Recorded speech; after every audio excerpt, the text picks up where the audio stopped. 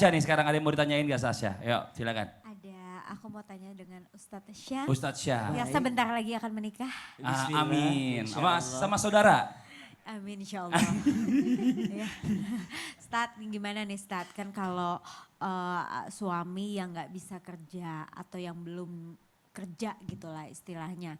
Dan yang bekerja itu istri yang memenuhi kebutuhan rumah tangga. Dan seperti apa batasan suami itu mengasih kelonggaran untuk istrinya yang bekerja gitu. Ini kalau misalnya suaminya udah gak sanggup untuk kerja sementara ya istrinya yang kerja. Ini konotasinya antara nggak bisa atau belum mendapatkan pekerjaan ya. Oh jadi gitu. masih nganggur gitu ya, Iya, atau mungkin baru dipecat gitu ya. iya, Nah ini gimana bisa. Ustaz Syam, santai aja duduknya bro. Katanya.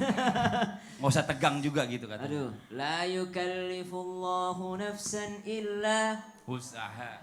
surah lain illa ma ataha. Ya Allah, dijebak Ngetes kita. pagi-pagi Pagi-pagi. kan, subuh-subuh, Masya Allah. Di dalam surah At-Talaq ayat 7, Masya Allah tadi kalau itu tadi surah Al-Baqarah ayat terakhir 286. Kalau ini surah At-Talaq ayat 7, Masya Allah, Allah Subhanahu Wa Ta'ala menjelaskan liyunfiqu dhu sa'atan min sa'ati wa man qudira alaihi rizquhu falyunfiqu mimma atahullah. Hendaklah memberikan nafkah sesuai daripada kemampuannya, kemudian falyunfiqu mimma atahullah, dan berikanlah sesuai apa yang telah Allah berikan kepadamu.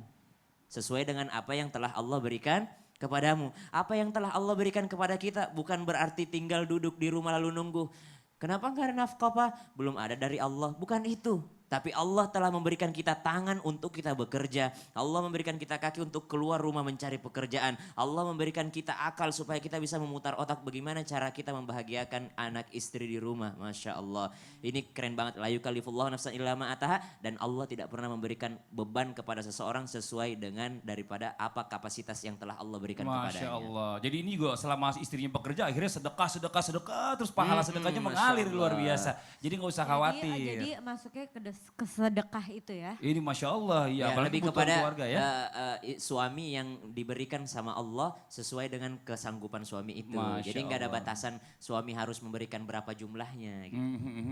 Masya Allah tuh jelas ya Asya ya. Jazakallah khair, Sama-sama. Ustadz Terima kasih Syah. banyak juga. Tepuk tangan dong buat Asya ini. Masya Allah, kita lanjut lagi nih ya. Zaman sekarang banyak banget perempuan yang kerja di luar kota atau di luar negeri. Betul ya Bu ya?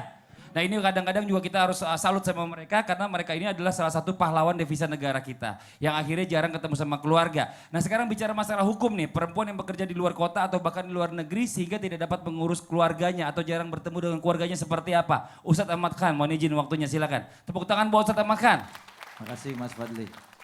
Jamaah Islam itu indah yang dirahmati oleh Allah Subhanahu wa taala. Apa hukum wanita yang bekerja di luar rumah, di luar kota ataupun di luar negeri? Dijelaskan di dalam kitab Hasyiatul Jamal juz keempat halaman 509 diterangkan bahwasanya wanita itu boleh keluar rumah dengan catatan yang pertama dia harus menutup aurat. Menutup aurat, tidak boleh membuka auratnya. Tetapi kalau kita perhatikan di zaman sekarang banyak perempuan-perempuan yang ketika keluar rumah tidak mengindahkan ketetapan syariat yang berlaku. Tadi sebagaimana telah dijelaskan di segmen pertama bahwasanya perempuan itu boleh keluar rumah untuk bekerja. Akan tetapi ketentuan dan syarat itu berlaku. Harus dijalankan. Jangan keluar rumah bekerja lalu kemudian membuka aurat. Maka ini mengundang daripada murkanya Allah Subhanahu wa ta'ala. Hati-hati, kalau di tempat kerjanya memang tidak boleh nutup aurat, tidak boleh pakai hijab, pelan-pelan sambil cari batu loncatan tempat kerja yang lain yang dibolehkan oleh atasannya untuk berhijab atau menutup aurat ketika bekerja. Kenapa? Itu jauh lebih baik. Kenapa? Lebih aman daripada fitnah. Karena kata Rasulullah, "Mataraktu fitnatan min ba'di adarra 'ala rijal minan nisa." Tidak ada fitnah yang terjadi kepada umatku setelah aku tiada nanti yang lebih dahsyat dan lebih mudarat, lebih berbahaya bagi kaum lelaki melainkan perempuan. Kenapa? Inna kaida syaitan dha'ifa wa inna kaida kunna azim. Sesungguhnya tipu daya setan itu lemah. Tipu daya setan lemah, tetapi tipu daya wanita sungguh sangat berbahaya.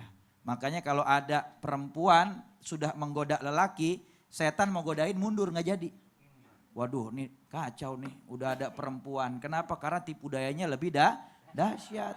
Berapa banyak dari orang-orang yang istimewa dan orang-orang yang punya kedudukan besar di sisi Allah Subhanahu wa taala, mereka digoda dengan harta, mereka mampu melewatinya. Digoda dengan jabatan, mereka mampu untuk melaluinya. Digoda dengan berbagai macam ujian dunia yang lainnya, mereka sanggup.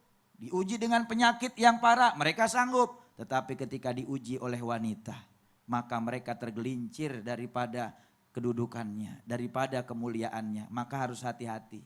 Ya, kalau dia keluar rumah kerjanya menutup aurat, maka dibolehkan.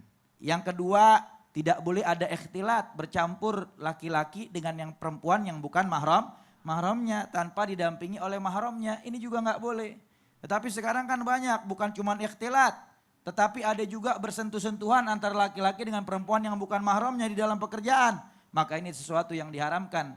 Jangan kata keluar negeri, keluar rumah saja kalau hal syariatnya dilanggar maka tidak dibolehkan. Makanya kata Allah di dalam Al-Quran surah Al-Ahzab ayat 33, waqarna fi buyutikunna wala tabarujna tabarujal jahiliyatil ula. Kata Allah Subhanahu wa taala, dan hendaklah perempuan duduk di rumahnya saja dan jangan berhias ketika keluar rumah dan jangan berperilaku seperti perilaku dandanannya perempuan-perempuan zaman jahiliyah.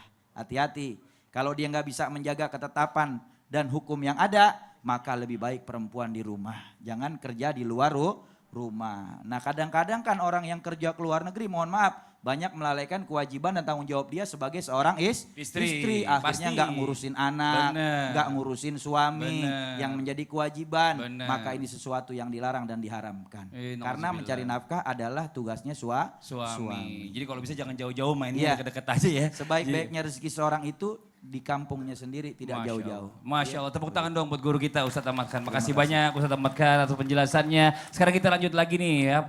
Saya masih penasaran tadi bicara masalah tentang suami yang merasa agak minder dengan penghasilan istri yang bahkan lebih besar daripada suaminya. Nah sekarang bagaimana nih kalau seandainya dua-duanya nih supaya